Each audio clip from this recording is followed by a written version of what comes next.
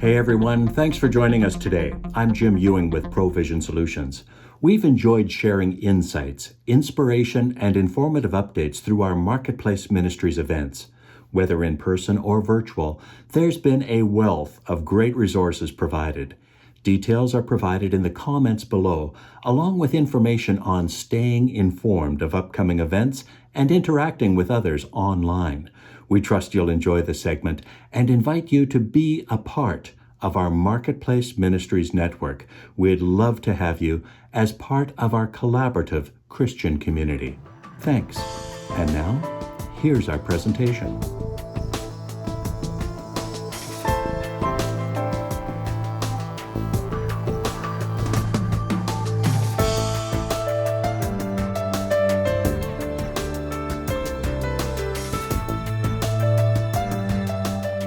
So it's a pleasure for me today to welcome Kevin McKay of Kaleo Labs. Kevin, thanks for joining us today. To start, could you give us a quick introduction and help us all to get to know you just a little bit better? Yeah, thanks so much, Jim. I really appreciate the opportunity to hang out with you again. I think we've had a couple of times to chat and get to know each other. So just really appreciate your heart and the way that you, yeah, bring people together in different voices, because it takes many perspectives to advance the kingdom, as you know. So thanks for that.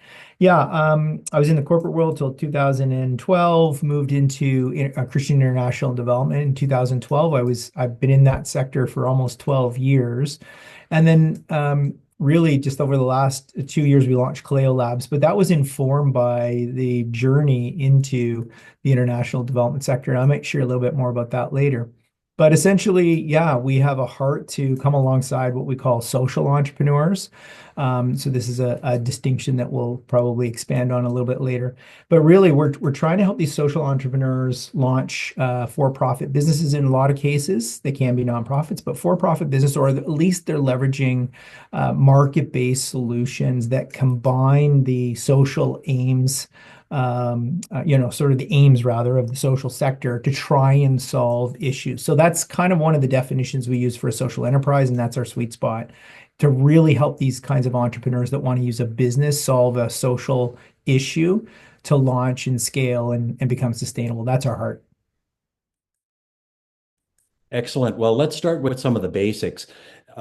Social enterprises, what are they exactly, and how do redemptive social enterprises differ? Yeah, great question. It's been an interesting journey because I think when we started this, Jim, we probably thought that the social enterprise space in Canada was a little bit more mature than it is.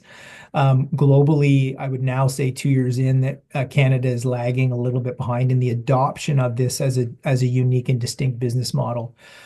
So generally speaking, a social enterprise is a little bit what I alluded to earlier. It's the desire for a business venture to use its products and services to address a social, environmental, or in our case, spiritual problem in that quote unquote secular world, although we know God's common grace is there.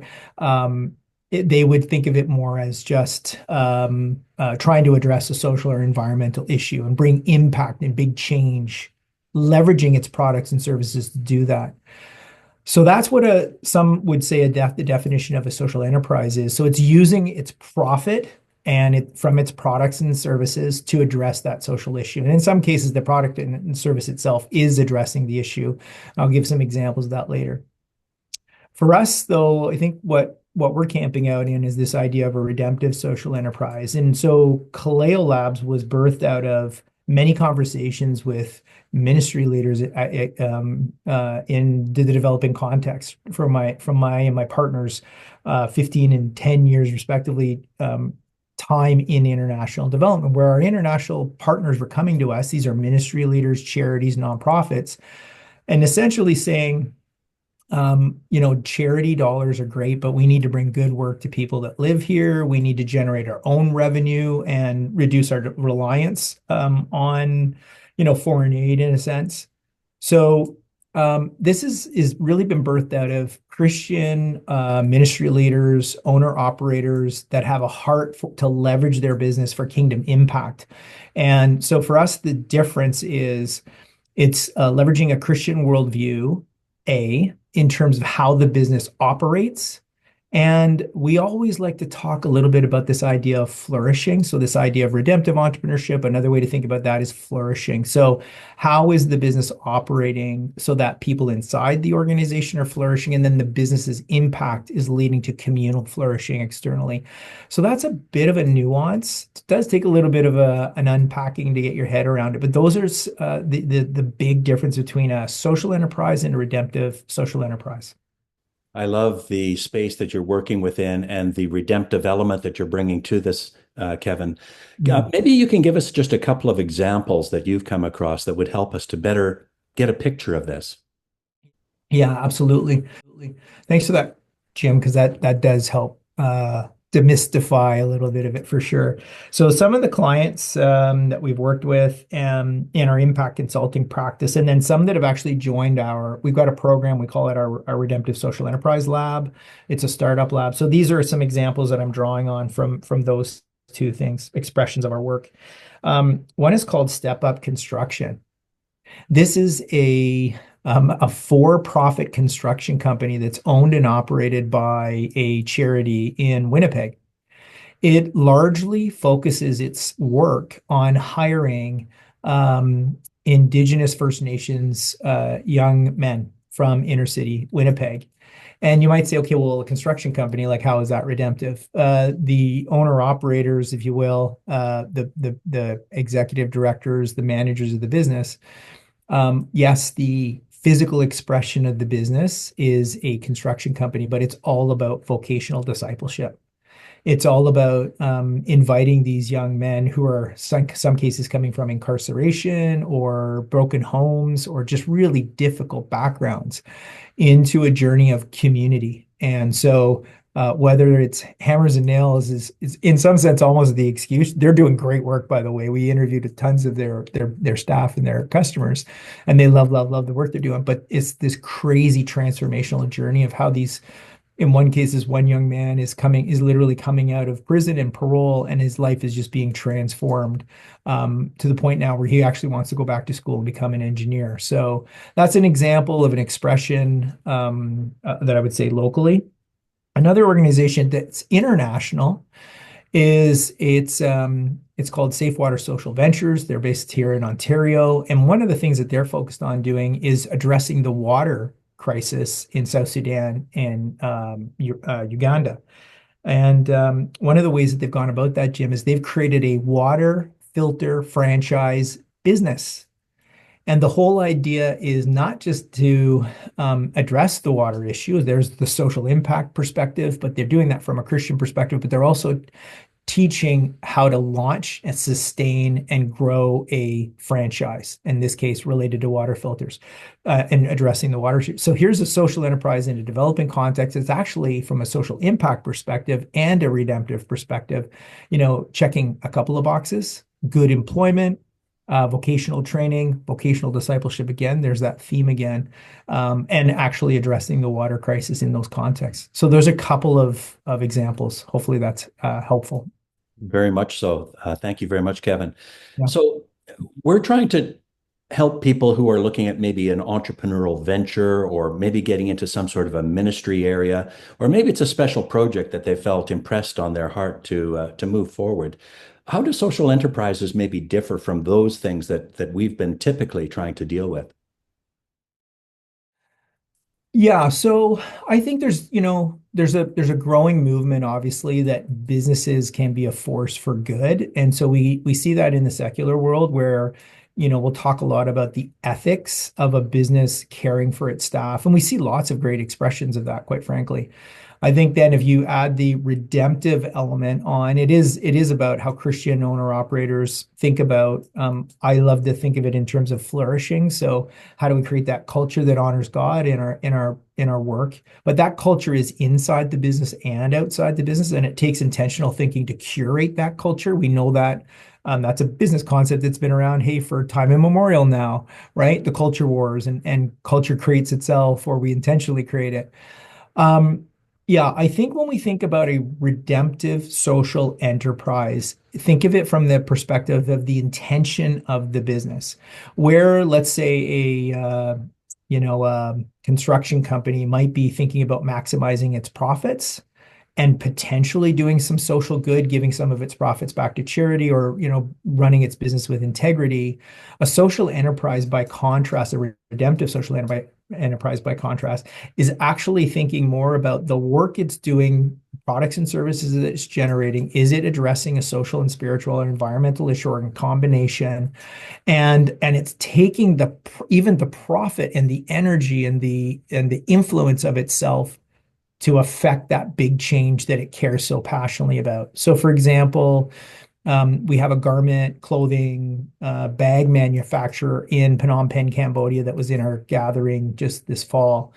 They have brought they have fused together, from a Christian perspective, the way to work redemptively inside the business and externally. They employ a majority of folks that have physical disabilities, and in that culture, there's no social safety net, right? So in that culture, these folks would typically become a vulnerable, marginalized people group pushed to the side. So now they've got good employment, a safe place, community, social benefits, a great paying job. And at the same time, the organization is also working to solve some of the recycling issue that's happening in Phnom Penh, because just recycling is just not a very front of the mind from a business perspective, North Star, so to speak.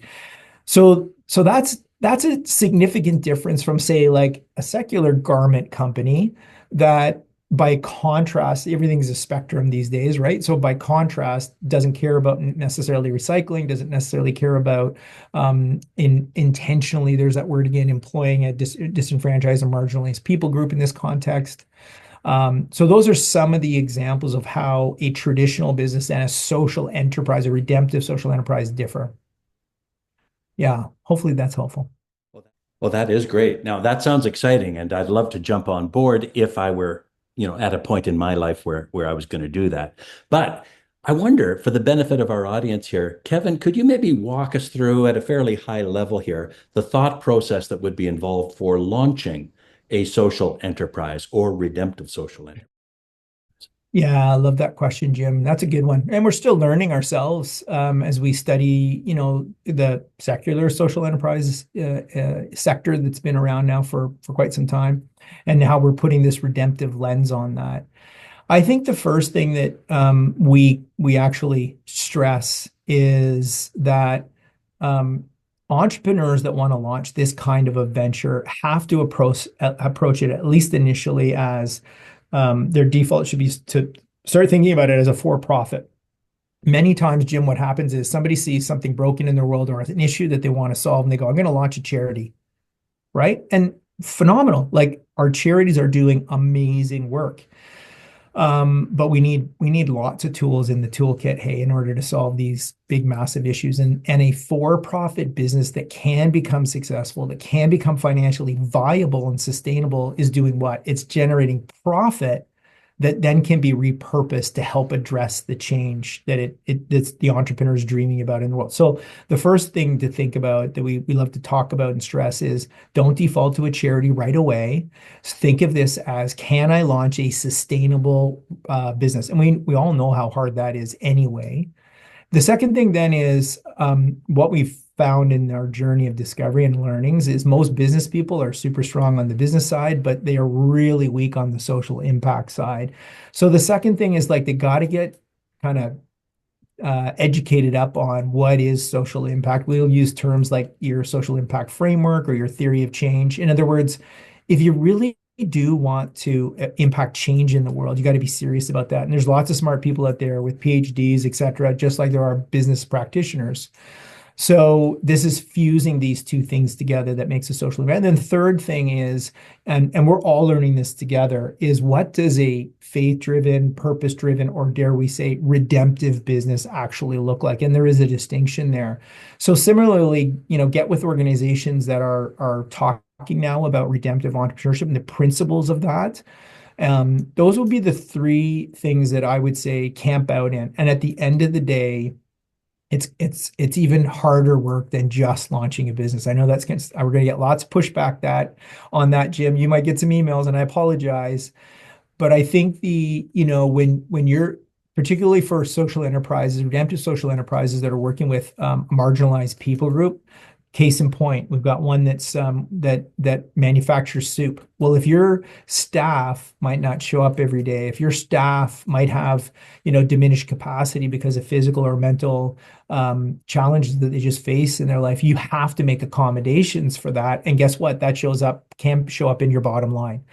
So these are some of the significant differences, and so it's not for the faint of heart. And I would also then say you have to surround yourself with a community of people that are going to pray for you, they're going to get behind you, that are really going to be all in and sharing the vision of the big change that you want to see in the world from a redemptive perspective. I love the idea, Jim, that a redemptive social enterprise can contribute to the renewal of culture, borrowing on our friends from Praxis Labs. So this idea of not leveraging culture or advancing culture or just generating profit, but actually using all of that to renew culture. And so we get really excited about that idea. Well, you've kind of gone into an area that I wanted to talk about, and I'll maybe Mm. just broach the question here with you, Kevin. But are there, in addition to what you've already said, are there other unique challenges that would be faced in running a social enterprise and maybe some unique opportunities? Yeah, great question. I think again, one of the first things that we camp out on is spend a lot of time thinking about your actual business model. A social enterprise can be a nonprofit, can be a charity, or a for-profit. But as you know, Jim, given the work that you've done over the years, all of those business models have pros and cons. So case in point, if you're a for-profit, and this is one of the things that we love, if a social enterprise entrepreneur can establish a for-profit and a sustainable business model, they now have access to something that a charity by and large does not, and that's capital. This is one of the biggest things that have held charities back traditionally. If you can't get donations and have an economic engine that can grow revenue, it's harder for you to solve that problem, right? And we're already talking about our sustainable development goals, potentially, about as much as 70% of them not being reached. The question is why? If we just restrict then the comment back to thinking about a for-profit entity, maybe there's a correlation to the probability of having a greater impact about that issue, because now we can access capital markets to scale that entity, just like a for-profit traditional business would have the opportunity to attract investors. That's one of the biggest pros. I think it comes with a con, and that is Canada still is lagging behind in the adoption of the social enterprise model. So the number of investors out there today are very small. And so we'll throw terms around like impact investing, right? And or ESG at the very high end corporate level. And there's a lot of cynicism around that. But the reality is that there are, I would say, kingdom-minded investors now. Where they're starting to present themselves, they're starting to test, they're starting to pilot these projects. But the number still is still quite small on the Canadian landscape, I would say. Yeah, and I would say the other single biggest challenge, if it's an employment-based social enterprise, you really have to spend some time factoring that into your P&L and your sort of your financial model, because that will impact the bottom line. And so you got to build your financials around that. The upside, yeah, like when we see the fusion of profit being repurposed with entrepreneurs that have spent a lot of time in this thinking about the social impact or the wrapping strategy or the redemptive practices. When we see those come together, it's incredible to see the transformation and the impact that these businesses can have. And that's amazing, both for the staff and its beneficiaries. And that is a beautiful pro. Kevin, I just wonder, for those that are maybe considering going down this path, Yeah. and what you've said intrigues them, it's sparked something within them, how would you maybe encourage them to move forward? Yeah, I would say there's tons of resources right out of the hopper, full disclosure. There's lots of resources in the quote unquote the secular community now that are out there. A lot of them are free and online. Just Google social enterprise and you'll start to get the frameworks and a better, rich understanding for what this business model is. I think then if you're starting to think about from a Christian perspective that you want to do this from a redemptive, not just a Christian worldview, but we would say the practices, redemptive practices integrated into the business. We'd love to have conversations with folks about that. We do that through our impact consulting, and we also do it through our lab program. And we've got a lab program that is running this April 7th and 9th. And it's a 3-day intensive for social entrepreneurs or entrepreneurs that are close to launching a social enterprise, or they've already got one, Jim, and they're just struggling. They're struggling to get it to scale. They're maybe struggling with their social impact. So I think that's a couple of suggestions that I would put out there. We're happy to just have a discovery call and also just point folks to other resources and other organizations if they're more on target for where they're at in their business stage. But there's so many rich resources out there now around the model in general.